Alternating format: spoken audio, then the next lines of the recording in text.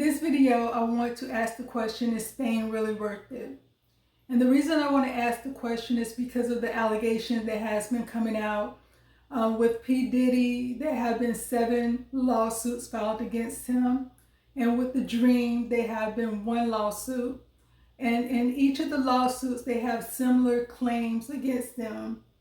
One is sex trafficking, sexual assault, rape, forced drug and alcohol use, and manipulation. And then with Kanye West, he has 2 lawsuits against him, assault as well as sexual harassment. These are men that would be labeled as high-value men because of the fame they have, because of the type of career they have, the point that they can almost get any woman they want. They have the money, they have the house, they have the cars, they can travel for anywhere they want to at any time they want to. And society put these men as high-value men. But when you look at the allegations and the claims that have been filed against them, it's not high value. The things they have done in these claims that these women have brought forth, you would consider them to be sadists. And what a sadist is someone who enjoys inflicting pain on others, sometimes in the sexual sense. And that's what these men have been doing. It's like they don't want to be with a woman as far as, I love you, I want to have a life with you, I want to travel with you, I want to help you build your career. All these things, they don't want to do that. It's like they just want to use them, cause pain to them, and then toss them to the side. And I feel that it's very important that we let young women know that it's okay to say no. And I want to make it crystal clear that I'm not holding anything against the victims. I'm not blaming the victims. I'm holding men accountable. And by holding men accountable, you also have to teach young women that it's okay to say no to these people that are considered high-value men.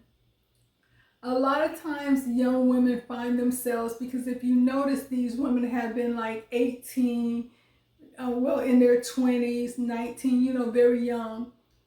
A person's mind, both male and female, doesn't mature until they're 25. Yes, they're legally adults at 18, but mentally their mind hasn't fully formed until 25.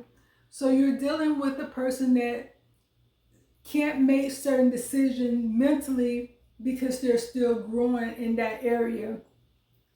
And these men know that, and that's why they use manipulation to control these women and to have them doing what they want them to do. And so that's why it's very important to teach women, young women, that just because, regardless of who the man is, regardless of how much money he has, regardless of how other people look at him, if you're going in for a job to get a record deal, if you're going in to be a dancer, to be a musician, or whatever the case may be, this is a job you're going to. A job should never involve sex. It should never lead to sex. And it should never lead to unwanted alcohol use or unwanted drug use. If they're putting you in those positions, you really have to look at this situation as far as, I need to walk away from this. And that's where they also need support, because if all this stuff hadn't came out about Diddy, The Dream, and Kanye West, if a person said they had an opportunity to work with them and they turned it down, they would have been looked at as, what's wrong with you? You had an opportunity to work with this person. You had an opportunity to grow your career. You had an opportunity, and you should have went for it. You should have stayed there. You should have, went ahead and did what they wanted in order to get this fame, in order to get this fortune, in order to live this dream life. But if that person even said to them, but this is what they wanted me to do, I didn't want to do it, they're still going to get pushed back. Because you see the situation with Cassie, she told her truth, but she still got pushed back as far as, oh, she's lying, it's not true. Why did she stay? Why did this? Instead of saying, okay, let's look at the whole situation and see maybe she is telling the truth. And so it makes it hard for some people to come out and say, I am a victim. This is what's happening to me. And sometimes it's hard for them to walk away, because even when they bring up certain things to people around them, they would say to them, hey, this is a great opportunity. Don't ruin it. Don't mess it up. So they'll keep all this information to themselves because they don't want to be embarrassed. They don't want, people are edging them and telling them to go ahead and say this because that person is so great. We cannot do this to these young women. Think of it this way. These people are predators. And predators, they go for the weak. They go for people they can control. They go for people they can manipulate. And they will keep making these promises. Oh, if you stay, I will give you this. If you stay, I will give you that. And these people, because they're so young, they're so impressionable, they so want this thing, they so want this career, that they go ahead and stay and take that, even though they're being abused. They don't know how to get away from that. And so when people ask the question, why do they stay? Why do they stay?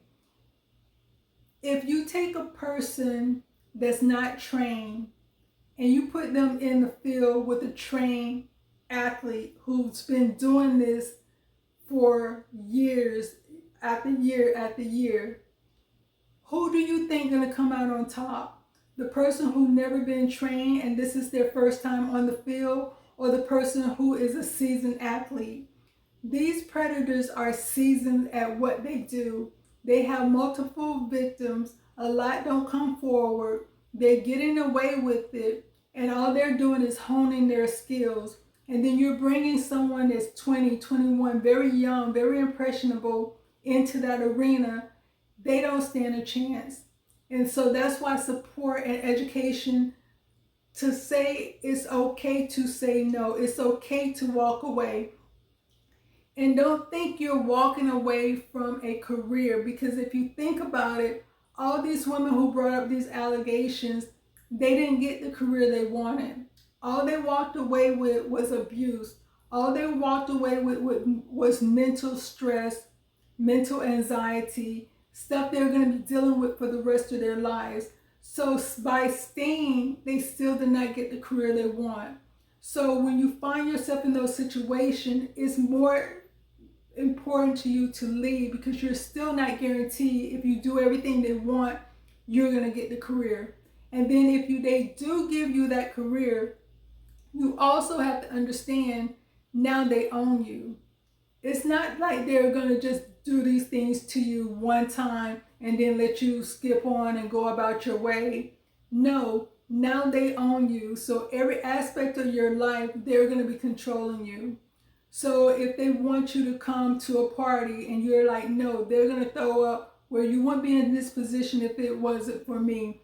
I can make a phone call and end everything you have right now. You won't have a job, you won't have the money, you won't have the house or the car.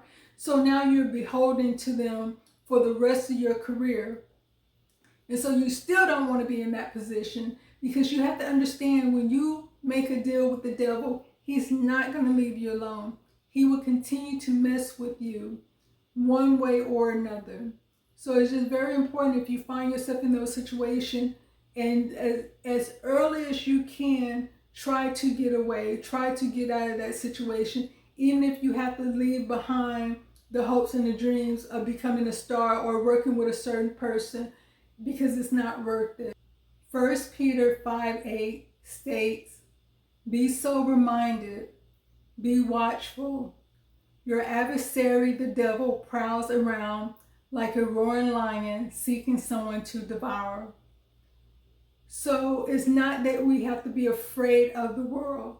We have to be aware of the world. We have to be conscious to what's going on. We have to look at people and see them for who they truly are. And if they do something the first time that's against what is normal or expected, especially for a job, walk away as soon as possible. Get away from them. Because like I said, these type of people are not going to victimize everyone. They're looking for people who they see as weak. They're looking for people they see that can be easily manipulated. They're looking for people who can be easily controlled. They're looking for people who's willing to do, and I'm not saying that these people are willing to do any and everything, but they have that attitude like, yeah, I want it bad. And so they're asking them, how bad do you really want it? Not knowing that in their sick minds, they're talking about on that level. But what the people, the young people, they're thinking about, I got an opportunity and I'm going to take this opportunity. I don't want to mess it up. I don't want to lose it. So I'm going to do what they asked me to do. And so it's going to always start off small, but then it's going to lead to something that is more bigger, and now you're caught in that web, and sometimes it's hard to get out.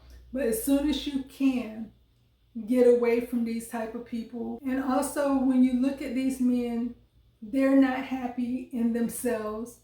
They're not happy with themselves, even though they have all this money, even though they have all this fame, even though they can have almost any woman they want.